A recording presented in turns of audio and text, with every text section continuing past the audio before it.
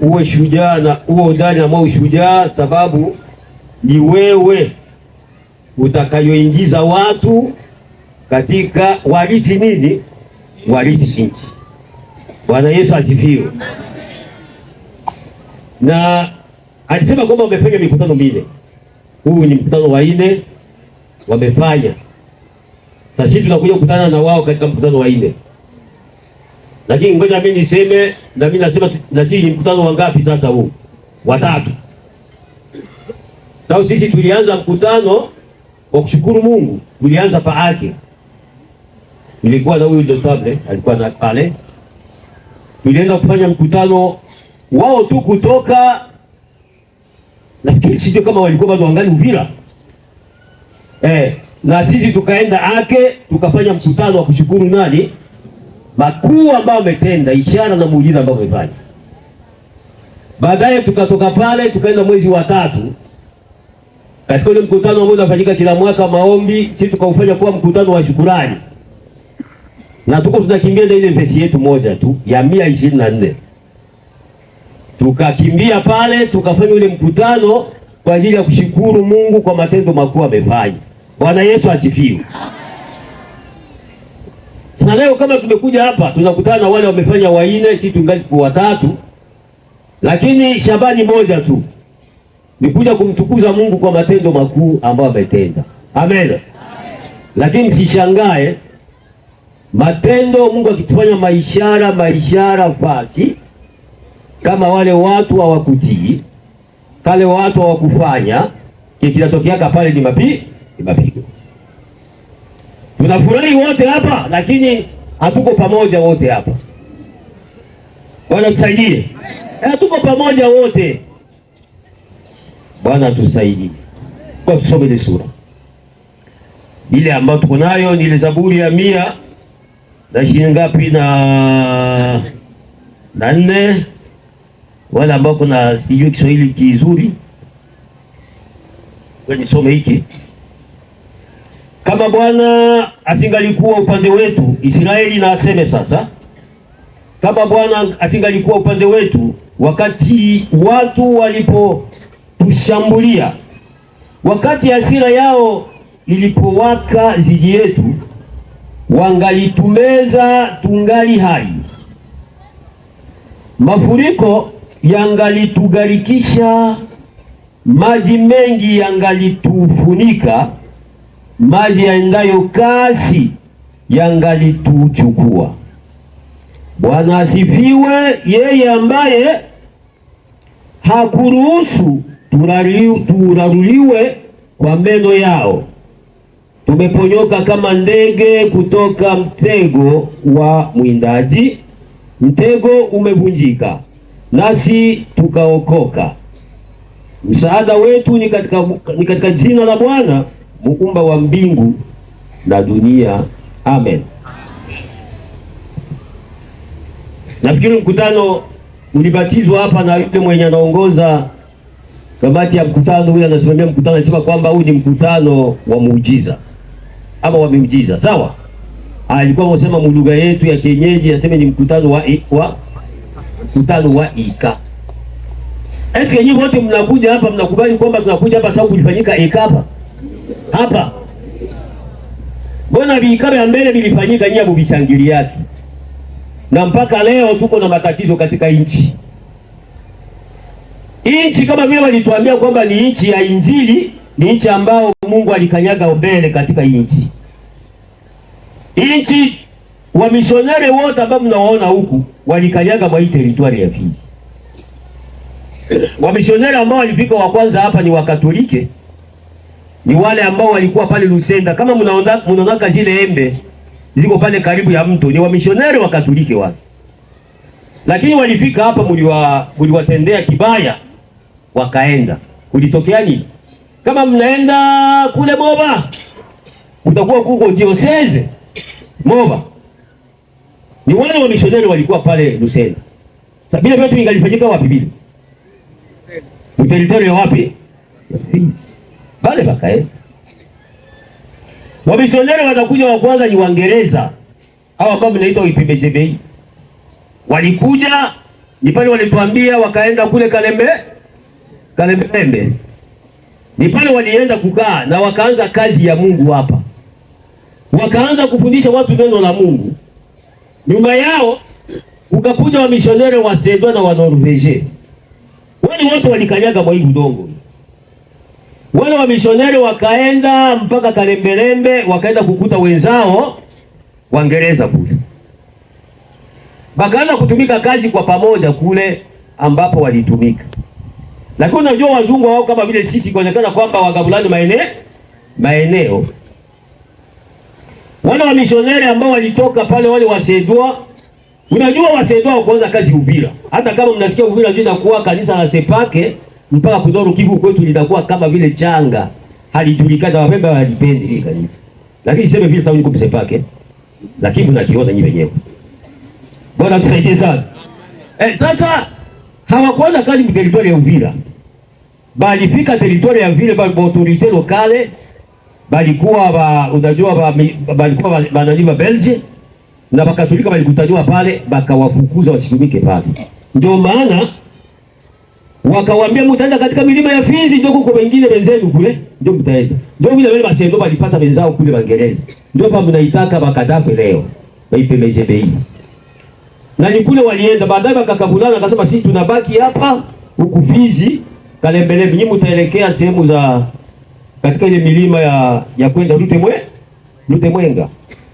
Na ni kule walianza safari bakaenda kujiimplante mu groupement ya Balala Nord. Pasi wanaita Kilumbi. Niko na kitabu cha histoire cha Sepake kuingia Mkongo ni mu territoire ya Fizi, groupement ya Balala Nord. Wapi? Kwa Chiba. Ndio historia ya Sepake. Kwa hiyo Sepake ilianzia wapi? Territory ya wapi? Ya Fizi. Lakini kule nako walitendewa kitendo tena na Babembe. Mko hapa? Lakini mna bahati sababu mnapata shujaa leo. Lakini kule mlianzaka kama tuko mbali. Bwana usaidie sana. Kama tuko mbali. Ama tu yote mashinga tuonea hivi wako tuonea leo. Chini tuko nyuma. Watu wakuchekwa chekwa. Tena watu wakufundishwa. Kila kitu tunafundishwa na wao. Lakini tunapaswa kuwa mwalimu wa kufundisha watu neno la Mungu. Tufundishe watu usilimu na maendeleo sisi. Lakini sasa sisi ndio tunakuwa watu wa kufanya nini? Wa kufundisha sababu hatukutii maneno ya Mungu. Mungu atusaidie sana. Na mko mnadharau ya Mungu kazi yenu, mtabakia nyuma tu. Bwana Yesu asifiwe. Nafikiri tunapatana.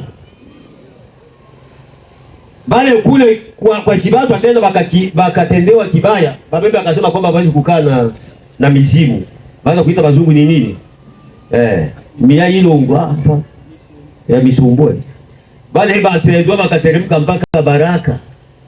Balikaa Baraka kidogo wakakimbia jua. Bakakimbia mpaka Uvira ndio wakaanza kazi Kachekewe. Ndio Sepake kaendelea kwenda Burundi, kwenda Rwanda mpaka Tanzania. Bwana Yesu atusaidie. Banorvege bakagabulana wakaenda wapi? Bakaenda Mwenga. Ndio mimi balikuwa BPMGBI mu territoire ya Fizi. Banorvege bakaenda Mwenga na territoire ya Uvira kukabakia wanai basedwa. Nataka kusema kwamba miujiza mingi vitafanyika mwa hii territoire. Lakini watu hawatii. Watu wako wanatii mapenzi ya Mungu. Na Biblia inasema kwamba kujua kwa mtu asiyetii Mungu alitaka nafanya nini? Anamshusha. Kujua kwa mtu mwenye atii Mungu anafanya nini? Anashusha. Bwana tusaidie. Na kujua kwa mtu ambaye anatii Mungu anataka nafanya nini? Sasa mtaenda kuangalia kanisa la Mubembe jinsi iko chini. Na sisi ndio tulianza na maudhabio tiko hapa na bidii na ishara nyingine imefanyika hapo. Bwana Yesu asifiwe. Lakini sababu hatuvitii tutaendelea kupatia watu chini watoto bachanga. Kuliko kula nyama na mifupa tunapewa maziwa. Sikia. Unabii wakati wa mwisho umefika ulianza wapi Mikenge? Mpaka leo hatuna hata historia, hakuna hata kitabu. Mikenge kule Roho alifanya kazi, alifanya miujiza ya ajabu. lakini mpaka leo watu hawashikilie ile miujiza, na ndio tunarudia nyuma hivi. Tunatoka kule Mikenge tunateremka hapa Abela, kunakuja kuwa nabii hapa. Ule nabii amefanya miujiza lakini watu walizarau sawa iko Mnyarwanda. Baba naomba atakuzarau huko Mbembe. Atakuzarau tu Mbembe ukitaka. Utazarauliwa. Hivi tuko tunafanya mkutano wengine wakasema anza ku yatuba bwana. Yeye ndio hivyo tu. Na ndio ile inatuba watu ambao wanafanya nini? Wanabakia wapi? Chini. Ule mama alifanya miujiza pale. Ndio kasema kwamba hii matokeo ambayo mnaona tunapata, hii shida tunapata, imoja ni matokeo ya maunabii ambayo ilitolewa katika teritoria ya Fizi. Miujiza Mungu alifanya mu teritoria ya Fizi, lakini bado wakutii, ndio matokeo ya nchi kuharibika hivi. Mungu aturudie sana. Ndio ya habari sasa. Sababu baada ya Mungu kufanya miujiza ile maishara, kama watu watii, anayetaka maribi. Mungu atusaidie. Ule mama naacha kwanza vile naeleweka, sababu mimi sikuishi vile, lakini ile kitabu ya Mariamu niko mmoja ambao tuliandika kile. Ndio maana najua vile sana. Na watu wengine kwa nini tunaacha vile vya nani vya no, tunataka watu wakuje tukae chini tuandike navyo. Pale watu waonekane. Lakini vile vilipata watu ambao walidhamini na kutoa pesa kikalbi. Mungu atusaidie sana. Ule ni muujiza ambao haujafanyika dunia mzima, lakini mpaka leo Babembe wanamkataa. Sawa, alikuwa Mnyarwanda. Mnyarwanda ilikuwa ni wakati wake. Mungu alimtota kidole, wewe ukale usikatale, akakukawa nabii. Bwana Yesu asifiwe.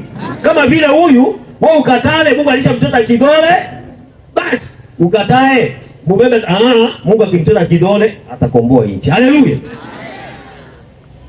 Kwa hiyo tuna kila kitu na wakati wake. Tunashindwa kujua wakati. Ule mama alikuwa na pale, alifanya maisha mengi. Kwanza yeye maisha yake. Ushakaona mtu mwenye miaka 12 iko nakula na nakunywa na sende choo miaka 12. Hali ya kwa dunia mzima. Mtu anaishi miaka 24 hali hani naende dini choo. Sio jumla ile miaka yote miaka 36. Lakini utasikia watu wengine wanaenda kumalezo, Babembe wako nafuata ule Mnyarwanda alikuwa nakula, banakuwa banatia aside mule anabunguzo. No. Na ile ni hatari kubwa. Tabambia ndio nitafika kwa ishara ambayo imefanyika hapa itafanyika Babembe. Hii nayo kama tutakifuata vizuri, kesho tutapata hasara. Mungu aturumie sana. Tutapata hasara. Sasa napenda kusema kwamba yeye ule mama muone maisha yake kama ni ajabu ile. Manguo yenye alivala ile miaka yote haikutoka kumwili. Haikuwa inafuliwa na ilikuwa inatoka kumwili. Ile miaka yote 13 na ngapi na 6. Yule mama makucha yake haikuwa inaota hii. Vile walikataka na akakaa pale kukitanda vile. Unaona alikuwa na saa, mama ile wakati alikuwa na masaa ya urithi, ile saa za urithi. Lakini zile saa, ile saa yake ile haikuwa inaongezwa nguvu ile manivelle. Mpaka vile alikufa. Alizaa kwa miujiza. Alizaa watoto 7, mimba 6, iko nazaa kimuujiza. Haelewe anapata tu mtoto iko na mimba. Unaona alikuwa anapata mimba namna gani? Alikuwa na bwana. Haiko hii unabii ya leo, mtu anatawa, unafunga mwanamke asiingie mule. Asema kaenda kufanya naye tendo la ndoa inakuwa dhambi. Ni bibi yake, haiko dhambi hii. Bwana tusaidie. Iko mke wake papa. Hata kama anatawa, kama anaenda kula na haja, mumwache. Hakika zuia ya Mungu vile. Mungu ni Mungu na ile ni utakatifu. Ni dhambi kama unaenda kufanya nje ya ndoa yako.